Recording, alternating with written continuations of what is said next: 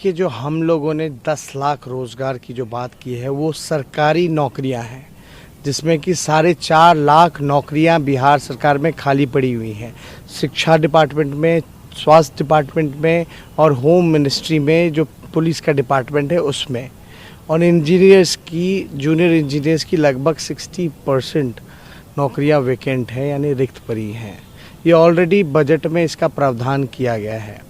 दूसरी 5.5 लाख की जो हम बात करते हैं, राष्ट्रीय औसत के मुकाबले अगर हमको आना है तो 5.5 लाख रोज़गार, जो नीति आयोग की रिपोर्ट में भी आपने देखा होगा कि जो मानक है, मान लीजिए 1000 पुलिसकर्मी है 1 लाख की आबादी पे मणिपुर में, लेकिन बिहार में केवल 77 है 1 लाख की आबादी पर।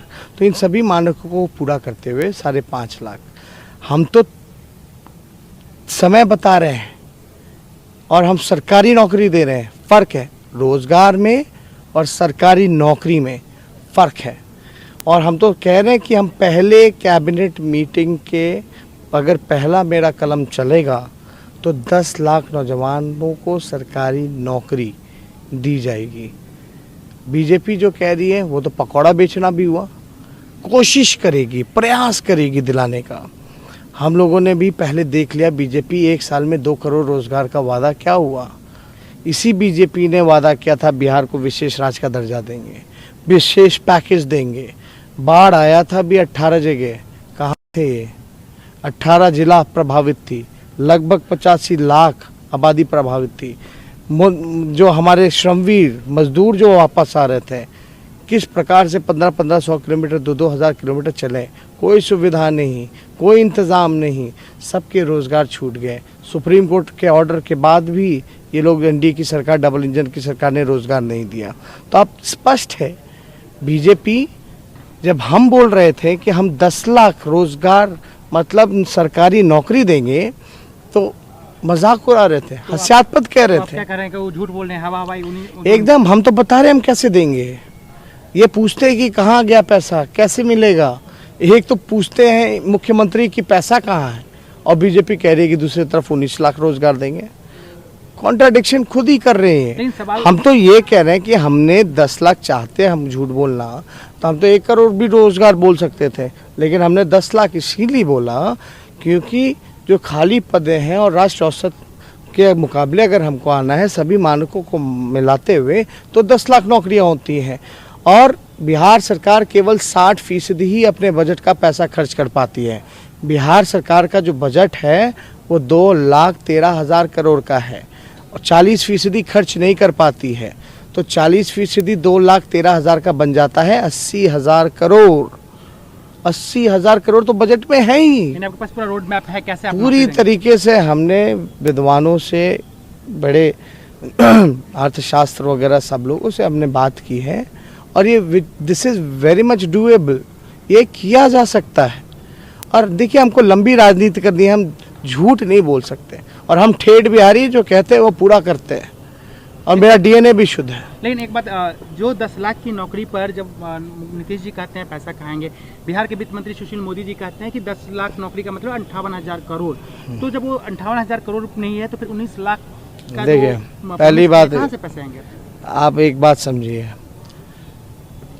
58,000 करोड़ की बात कर रहे हैं, हमने तो 80,000 करोड़ बता दिया।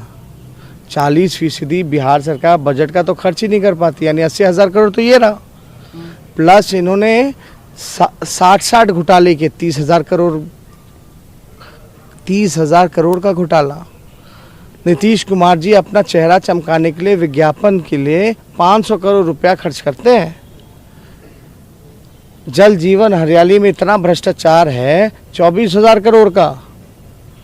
हम तो ये बता रहे हैं ना भाई, 80,000 करोड़ तो है ही जो खर्च नहीं होता, ये 58,000 करोड़ कर रहे हैं। और देखिए, जो ऑलरेडी 4.5 लाख पद जो खाली हैं वो तो रिक्त हैं, उसका तो already plan on plan budget में प्रावधान किया रहता है।